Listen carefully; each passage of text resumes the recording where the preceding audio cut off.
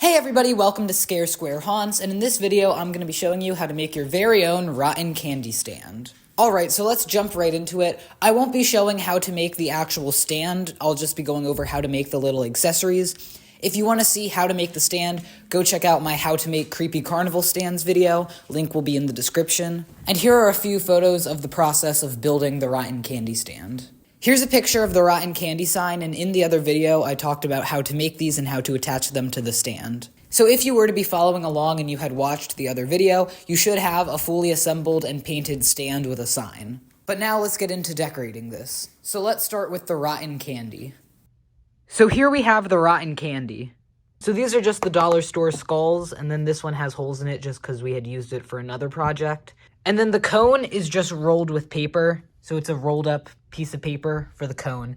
And then it's kind of hard to tell, but it's just it's taped on actually. This one you might be able to tell better. Yeah, I don't know. You can barely tell, but it's taped onto the skull. Glued around the cone and the skull is just stuffing. And then we spray painted the tops pink. And then we glued little cockroaches and ants all over these. So that is how to make the rotten candy. Now for the holder for the rotten candy, this is just cardboard, tape around the edges. We have some wood under here so it doesn't like bend over or flop down too much. And then it's screwed in. There's some screws and it's just screwed in to that and there. And then the rotten candy just goes in the holes and then that's that. For the hanging bags of rotten candy, it's just more stuffing spray painted green and yellow to make it look moldy, with some cockroaches and ants glued onto that, and then they're put in these clear bags. Then we tied them shut, and to hang them on the stand, we used a staple gun, and you can staple it to the bottom of the sign or onto the piece of wood at the top.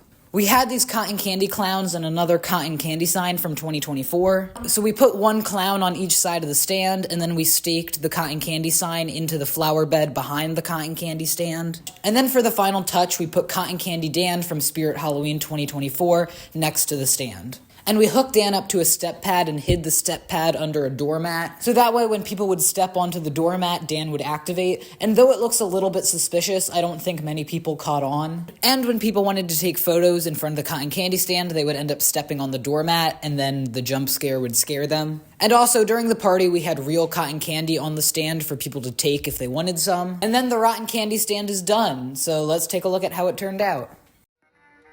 Get your cotton candy here. We've added some new ingredients.